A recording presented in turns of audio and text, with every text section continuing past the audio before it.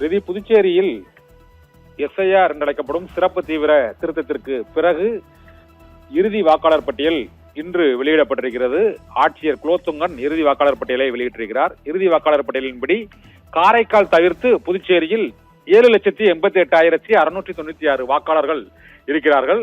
இறுதி வாக்காளர் பட்டியலில் காரைக்காலையும் சேர்த்து 9,43,000 வாக்காளர்கள் இருக்கிறார்கள். புதுச்சேரியில் மட்டும் 7,88,696 வாக்காளர்கள் புதுச்சேரியில் உள்ள அந்த 30 சட்டமன்ற தொகுதிகளிலும் இடம்பெற்றிருக்கிறார்கள். இதில் ஆண் வாக்காளர்கள் 3,70,955 வாக்காளர்கள், பெண் வாக்காளர்கள் 4,17,620 வாக்காளர்கள், மூன்றாம் பாலினத்தில் 121 வாக்காளர்கள் என காரைக்கால் தவிர்த்த புதுச்சேரியில் 7,88,696 வாக்காளர்கள் மொத்தமாக இருக்கிறார்கள்.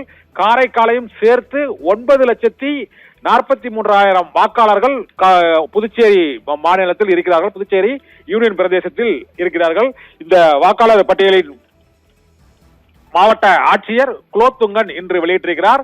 இறுதி வாக்காளர் பட்டியலில் 9,43,000 வாக்காளர்கள் புதுச்சேரி காரைக்கால் இரண்டும் சேர்த்து 9,43,000 வாக்காளர்கள் இருக்கிறார்கள்.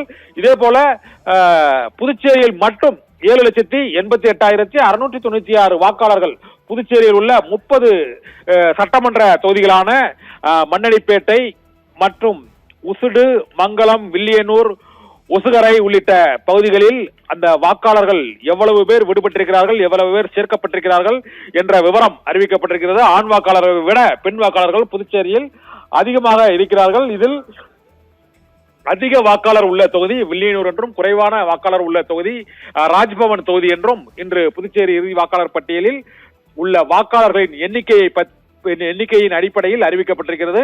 புதுச்சேரியில் இறுதி வாக்காளர் பட்டியலை ஆட்சியர் குலோத்துங்கன் இன்று வெளியிட்டிருக்கிறார். இதன்படி இறுதி வாக்காளர் பட்டியலில் 7,88,696 வாக்காளர்கள் காரைக்கால் தவிர்த்து இடம்பெற்றிருக்கிறார்கள்.